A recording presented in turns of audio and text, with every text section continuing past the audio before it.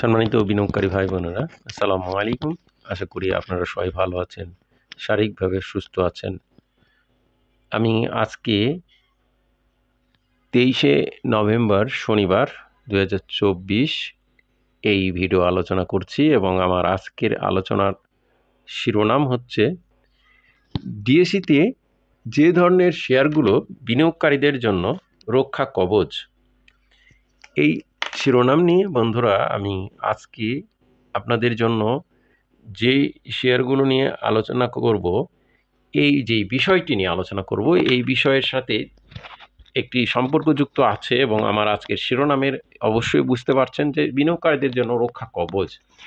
এটা বলতে আমি এটাই বোঝানো হয়েছে ডিএসইতে যে ধরনের শেয়ারগুলো সাধারণত আমরা দেখি যে গ্যামলার নির্ভর বা মেকানিজম করা হয়, সেই ধরনের শেয়ারগুলো কিন্তু একটি সময় দাম বাড়লেও অনেক বিনিয়োগকারী একটি সর্বোচ্চ পর্যায়ে শেয়ারগুলো কালেকশন করে বা কেনার পর সেগুলোতে কিন্তু পরবর্তীতে ব্যাপক ক্ষতিগ্রস্ত হয় এবং এর ফলে অধিকাংশ বিনিয়োগকারী ক্ষতিগ্রস্ত হয়। কিন্তু আমরা ঢাকা স্টক এক্সচেঞ্জে এমন শেয়ার দেখেছি যে তাদের হিস্ট্রি অনুযায়ী তারা ভালো পরিমাণে ডিভিডেন্ড দেয় এবং তাদের স্ট্রং ফান্ডামেন্টাল পজিশন, তাদের ইনকামের গ্রোথ ভালো হয় এবং সেই ধরনের শেয়ারগুলো বিনিয়োগকারীদেরকে ভালো পরিমাণে ডিভিডেন্ড দেয় এবং সেই ধরনের শেয়ারগুলোতে বিনিয়োগ করে বিনিয়োগকারীরা খুব একটা ক্ষতিগ্রস্ত হয় না যদি তারা ধৈর্য ধরে থাকেন বা লং টাইমে বিনিয়োগ করে থাকেন। আমি আজকে সেই বিষয়টি নিয়ে আপনাদেরকে আজকে আলোচনা করব। আমি এই পর্যায়ে আপনাদেরকে এটাই বোঝাতে চেয়েছি যে ডিএসইতে যেই শেয়ারগুলো বিনিয়োগকারীদের জন্য রক্ষা কবচ প্রতিষ্ঠিত হয়, সেই শেয়ারগুলোই আমি আপনাদেরকে আজকে শিরোনামে বোঝাতে চেয়েছি। তো বন্ধুরা, আমরা এই আলোচনায় শুধুমাত্র শেয়ারগুলোর নাম আপনাদেরকে প্রকাশ করব এবং এই ফ্যাক্টটা আপনাদেরকে একটি শেয়ারের দেখাবো মাত্র। যেমন আমরা যে বিষয়গুলো ব্যতি রেখে যে বিষয়গুলোকে আলোকে আমরা শেয়ারগুলো সিলেকশন কোর্সে দেখাবো, সেই বিষয়গুলোকে আপনাদেরকে অলরেডি বলছি। তাদের ফান্ডামেন্টাল, প্রথম ফান্ডামেন্টাল স্ট্রং ফান্ডামেন্টাল, দ্বিতীয়ত তারা ভালো ডিভিডেন্ড দেয় এবং তৃতীয়ত শেয়ারগুলোর দাম সেভাবে ওঠানামা করে না, প্রায় একই লেভেলে থাকে, কিছুটা বৃদ্ধি পায় এবং শেয়ারগুলোতে বিনিয়োগকারীরা ক্ষতিগ্রস্ত হয় না এবং তাদের ধারাবাহিক হিস্ট্রি, ক্যাশ, ডিভিডেন্ড, বোনাস এভাবে সবগুলোই ভালো পরিমাণে প্রদান করে এবং তাদের গ্রোথ পজিশন তৈরি হয় এবং ফান্ডামেন্টালি রেশিওতে তাদের একটা ঝুঁকির কম থাকে।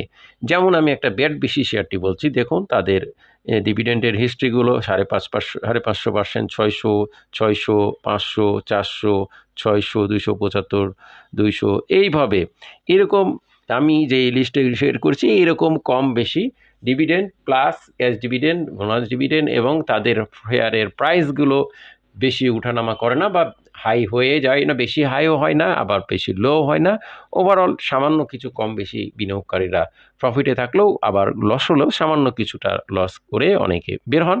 কিন্তু এখানে যদি লং টার্মে ইনভেস্ট করা হয় সব শেয়ারগুলোতে, তাহলে কিন্তু বিনিয়োগকারীরা ক্ষতিগ্রস্ত হয় না তেমনটি। এই জন্যই আমি আজকে এই শিরোনামে বলেছি। তো আমি আজকে আপনাদেরকে একটি বিষয় দেখালাম একটি শেয়ারের, বাকি বিষয়গুলো ঠিক এরকমই, কেউ কম বা বেশি বোনাস বা ডিভিডেন্ড দেয়, কিন্তু তাদের রেশিওগুলো ঠিক এরকমই আজকের আলোচনার মতো। তো আমি শেয়ারগুলো একে একে আপনাদেরকে শুধুমাত্র নামগুলো বলবো।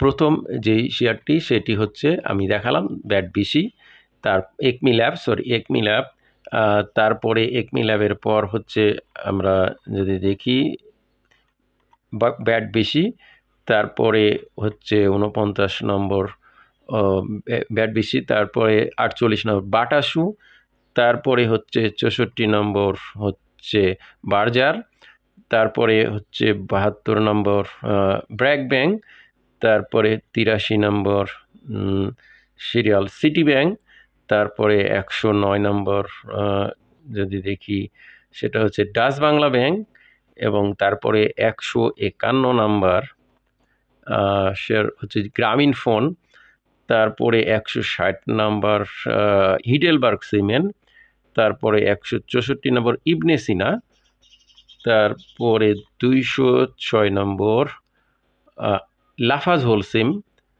তারপরে হচ্ছে 208 নম্বর লিন্ডেবিডি, তারপরে 215 নম্বর মাতিনি স্পিন, তারপরে 231 নম্বর মোবিল যমুনা, তারপরে 237 নম্বর মেঘনা পেট্রোলিয়াম, তারপরে 200 মেঘনা পেট্রোলিয়াম, তারপরে মেঘনা পেট্রোলিয়ামের পর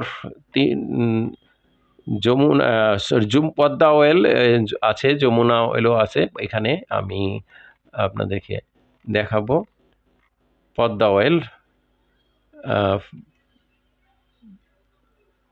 পদ্মা অয়েল আমরা দেখব বন্ধুরা, পদ্মা অয়েল, তারপরে যমুনা অয়েল,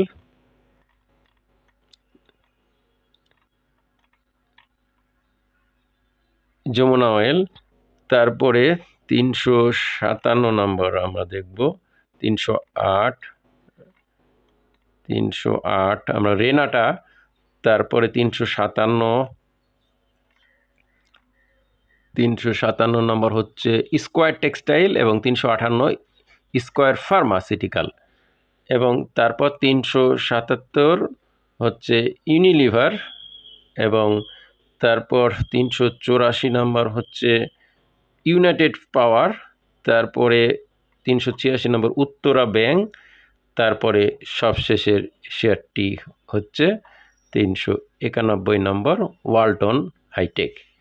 তো বন্ধুরা, এই শেয়ারগুলো আমি আপনাদেরকে বললাম, এই শেয়ারগুলো কিন্তু সত্যি অসাধারণ স্ট্রং ফান্ডামেন্টাল এবং তাদের মার্কেটও সুনাম আছে, এবং তারা কিন্তু যেসব শেয়ারগুলোতে কিন্তু বিনিয়োগকারীদের রক্ষা কবচের মতোই বিনিয়োগকারীরা সেফ জোনে থাকেন, এবং এসব শেয়ারগুলো আমরা দেশের ইতিহাসে দেখেছি এইখানে সাধারণ বিনিয়োগকারীরা সাধারণত কম ক্ষতিগ্রস্ত হন। তবে এটাও ঠিক, এই শেয়ারগুলো কখনো কখনো কোনো সময় হয়তো ভালো একটি পজিশন হাই করলেও এখানে কোনো গ্যামলার মেকানিজম পার্টি বা কোনো দুষ্ট চক্র জড়িত থাকে না এসব শেয়ারগুলোতে, যার ফলে বিনিয়োগকারীরাও ক্ষতিগ্রস্ত হয় না, তেমনভাবে ব্যাপক ক্ষতিগ্রস্ত হয় যেগুলো অন্যান্য শেয়ারে গ্যামলিং হওয়ার পরে, কিন্তু এগুলোতে সে তেমনটি হয় না বা মোটেও না হওয়ার সম্ভাবনা দেখা যায় না।